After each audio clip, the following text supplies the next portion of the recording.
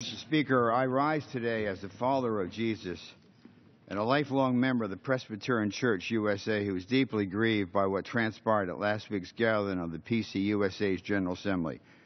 I feel increasingly alienated from this rich faith tradition, which includes John Witherspoon, the only active clergyman to sign the Declaration of Independence, to submit for the record a statement of protest by the Presbyterian Lay Committee Board of Directors, which expresses a similar sentiment. I will begin with marriage. After several years of internal discussion and debate, the Assembly voted overwhelmingly to take a position which runs counter to the counsel of Scripture, which defines marriage as divinely inspired joining of one man and one woman. It has long been clear that our culture is in the throes of a seismic shift on this issue. While the current marriage debate is centered around the notion of same-sex unions, in reality, there has been a decades-long assault on marriage, such that what was once almost universally recognized as a God-ordained and created institution, the fundamental building block of any society and a nexus of procreation and child-rearing, has now been called into question, both in the largest culture and increasingly in the legal framework which governs this land. But perhaps the most striking, troubling is that increasingly this is happening within the church itself, which has historically served as a bulwark against the cultural whims of the day. In the Gospel of Matthew, Jesus says, "Haven't you read that at the beginning the Creator made them male and female and said, 'For this reason a man will leave his father and mother and be united to his wife, and the two will become one flesh, so that they are no longer two but one. Therefore what God has man not separate.'"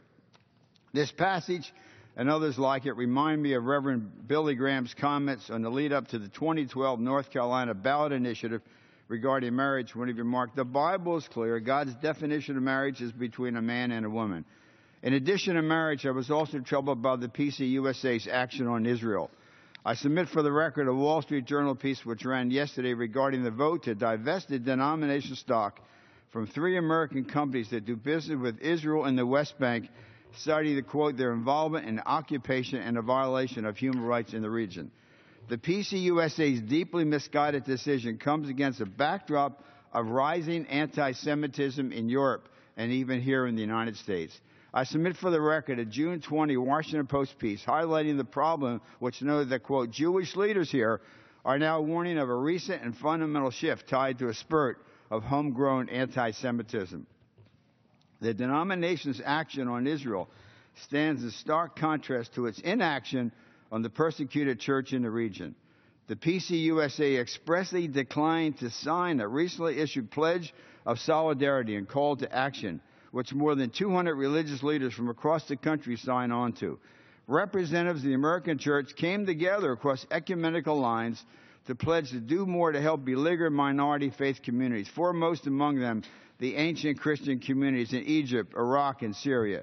The PCUSA privately expressed concerns that this action would be perceived as anti-Muslim statement. The pledge itself was carefully crafted with input from faith leaders here in the United States and throughout the region, and conveyed that the time has come for the church in the West to pray and speak with greater urgency about the human rights crisis.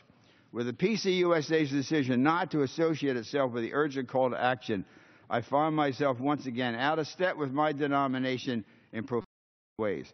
I believe many of the giants of this tradition, among them Reverend Peter Marshall of the New York Avenue Presbyterian Church, where President Lincoln worshiped, and a former Senate chaplain, Reverend Dick Halverson, senior pastor of Fourth Presbyterian Church and also a Senate chaplain, Reverend Louis Evans, pastor of 18 years at National Presbyterian Church, and Reverend James Boyce, pastor of 10th Presbyterian Church in Philadelphia, would find it difficult to recognize the PCUSA Church today.